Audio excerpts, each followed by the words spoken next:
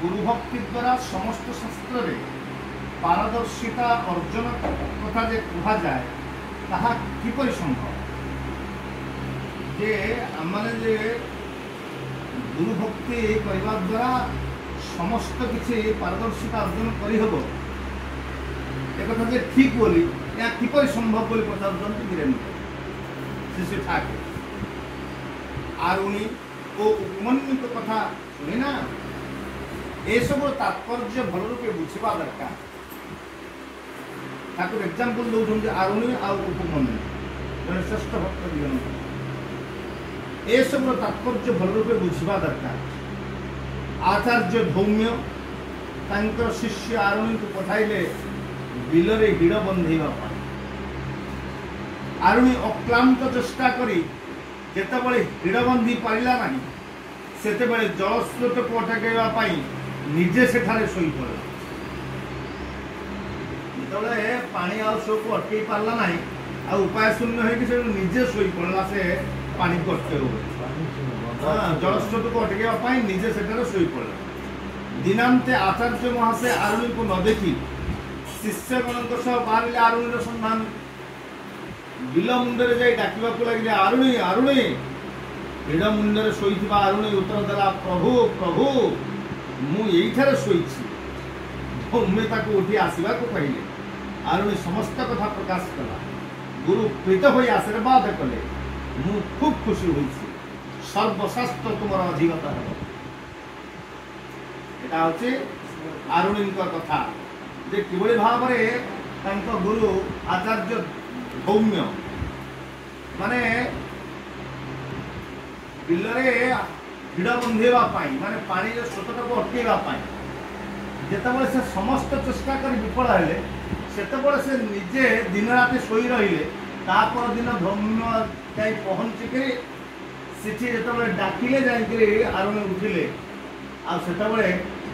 माने निजर समस्त किसी से उत्सर्ग करदे गुरुंकर प्रीति प्रीति पाई तांको अंतर में प्रीति जागृत करने कथा को मानवा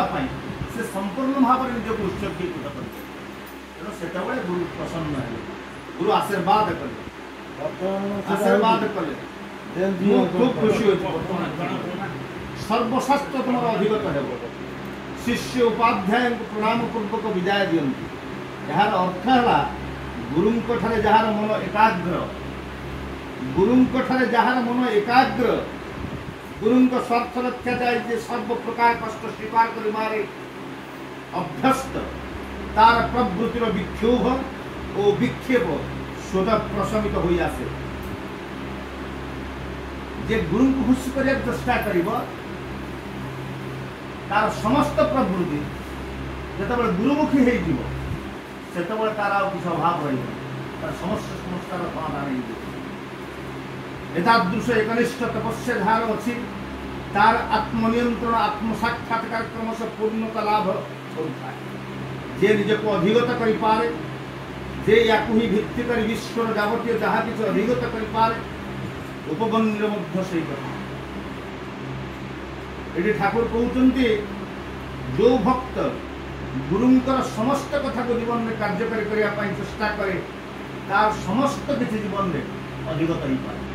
कौन से नहीं जे अधिगत न हो तापर उपमन्युर मध्य से कथा धौम्यंकर आउ जड़े शिष्य थे उपमन्यु से गोपालन दायित्व देले गोपालन दायित्व देले उपमन्यु को हृष्ट पुष्ट देखी दिने गुरु पचारे तुम्हें तो बेस आकुला थाकुला होइछ कौन खाऊच उपमन्यु को हृष्ट पुष्ट देखी दिने गुरु पचारे तुम्हें तो बेस आकुला थाकुला होइछ कौन खाऊच शिष्य कहले भिक्षा लब्ध अन्नरे मु जीवन धारण करे भिक्षा लब्ध अन्नरे मु जीवन धारण करे